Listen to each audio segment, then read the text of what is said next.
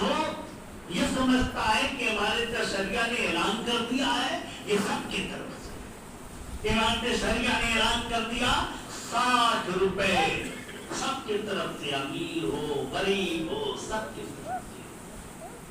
ایسا کیوں ہوا؟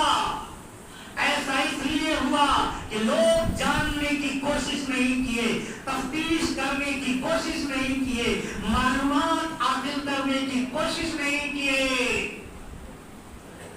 کیوں؟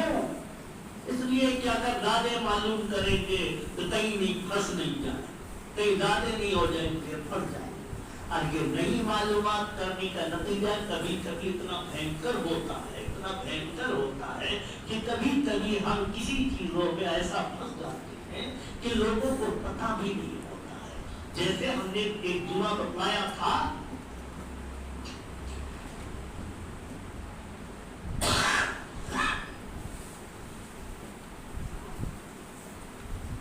کہ دعا کیسے مانگی جائے،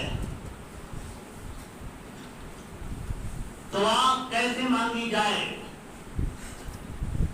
اس جمعے میں ہم نے بتایا تھا، اور آج میں ایک چیز بتاتا ہوں، جیسے کہ آپ کے سامنے میں بھی آیا تھا، ایک دورہ لگا ہوا دیکھیں پڑھیے۔ اس دورے میں جو تراویح کی تصویر لکھی ہوئی ہے، یہ تصویر نہ کسی سے پوچھنے کی کوشش کی گئی، نہ عالم سے پوچھنے کی کوشش کی گئی، یہ تصویر میں دورہ لا کے لگا رہا ہوں۔ یہ دورہ یہ جو لگا ہوا ہے کیا یہ صحیح ہے؟ نہیں۔ حالانکہ لگانے والے نے، کمیٹی کے حضرات نے لگایا، یہاں بھی کئی جگہ لگے ہوئے ہیں، لگایا اور اچھا بول کے لگایا، وہ بازاروں سے خرید کر کے لایا، لیکن پتہ کرنے کی کوشش نہیں۔ سبحان الملک کیا ہے؟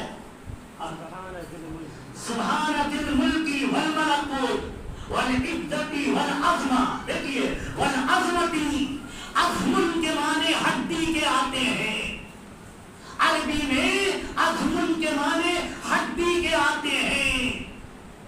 آپ نے عقیدہ کی دعا پڑھی ہے، بدمہا بدم بدمہا وعظم بعظمہا، خون کے بدلے خون، ہڈی کے بدلے ہڈی۔ ترجمہ کیا ہوگا؟ جو آپ کے سامنے تصویر ترغیب ہوئی ہے، اس تصویر کا ترجمہ کیا ہوگا؟ سبحان ذی الملک والملکوت، سبحان ذی العزت والعظمت، پاک ہے وہ سبحان ذی الملک والملکوت، سبحان ذی العزت والعظمت، جو عزت والا ہے، جو ہڈی والا ہے۔ عربی میں عظمت، عظمت کے معنی ہڈی کے آتے ہیں، اردو میں عظمت کے معنی عظمت کے آتے ہیں۔ آپ نے قرآن میں پڑھا ہوگا، کہیں بھی جب عظمت کا ذکر اردو کے ترجمے سے کریں گے اور عربی میں آئے گا تو زو کے اندر حرکت ہوگی، حرکت عظیم، زو کے اندر زیر ہے، جزم نہیں ہے، عظیمہ زو کے اندر زیر ہے، جزم نہیں ہے۔ یہاں آپ دیکھیے زو کے اندر جزم ہے، ساکن ہے۔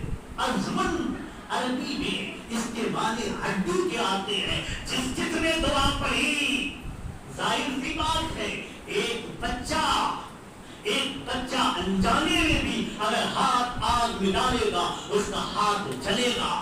آپ کہیں گے میں تو نہیں جانتا تھا، بچہ کہے گا ہم تو نہیں جانتے تھے کہ آگ جلاتی ہے۔ نہیں، آگ جلائے گی، اس کے جلانے کا کام ہے، تم جانو یا نہ جانو۔ اگر تم نے اللہ کے ساتھ بے حرمتی کا استعمال کیا ہے، تمہیں توبہ کرنا ہوگا، تمہیں اللہ سے معافی مانگنی ہوگی، آپ کو معلوم ہو یا نہ ہو۔ جیسے اللہ آپ کا کام ہے جلانا، آگ نہیں دیکھے گی کہ بچہ ہے، آگ تھوڑی دیکھے گی، پانی کا کام ہے بہانا، پانی نہیں دیکھے گا یہ معصوم ہے، پانی بہا دے گا، جان لے لے گی۔ اس طریقے سے آپ نے اور یہ کوئی جان کے نہیں کیا ہے، انجانے کے طور پر ہوا ہے۔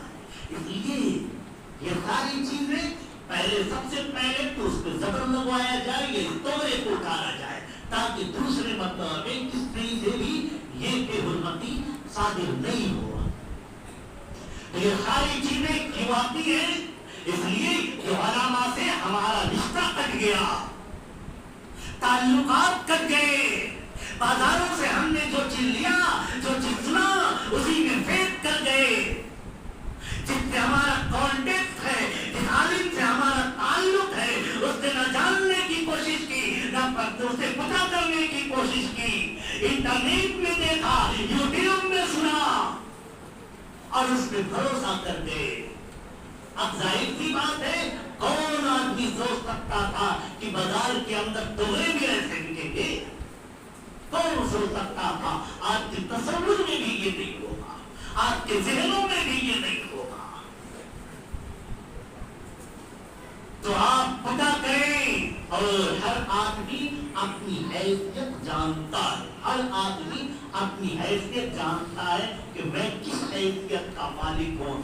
آیا میں گیہوں کے مطابق صدقہ فطر جو عمارت شریعہ نکالا ہے وہ ادا کروں، یا میں کھجور کے مطابق ادا کروں، یا میں کشمش کے مطابق ادا کروں؟ ہر آدمی خود جانتا ہے، وہ خود فیصلہ کرے گا اور اس کے مطابق وہ صدقۃ الفطر نکالے گا، کیونکہ یہ ساری چیزیں اللہ کو رضا کرنے کے لیے ہے، روزے کو پاک کرنے کے لیے ہے، روزے کو پاک کرنے کے لیے ہے۔ اور آپ جانتے ہیں کپڑا جب دھونے کی باری آتی ہے تو آپ ایک سے ایک ڈٹرجنٹ لاتے ہیں، کس سے بہترین صاف ہوگا، کس سے اچھے سے صفائی ہوگی، وہ ڈٹرجنٹ لاتے ہیں۔ تو آپ بھی یہ سوچے، خود سے ہر بندہ سوچے میں کون سا ڈٹرجنٹ استعمال کروں، آیا کشمش والا ڈٹرجنٹ استعمال کروں یا کھجور والا ڈٹرجنٹ استعمال کروں، کون سا ڈٹرجنٹ استعمال کروں کہ میرا روزہ پاک صاف ہو جائے، زیادہ پاک ہو۔ ہر آدمی خود ذمہ دار ہے۔ اللہ تبارک و تعالی ہم سننے سے زیادہ سمجھنے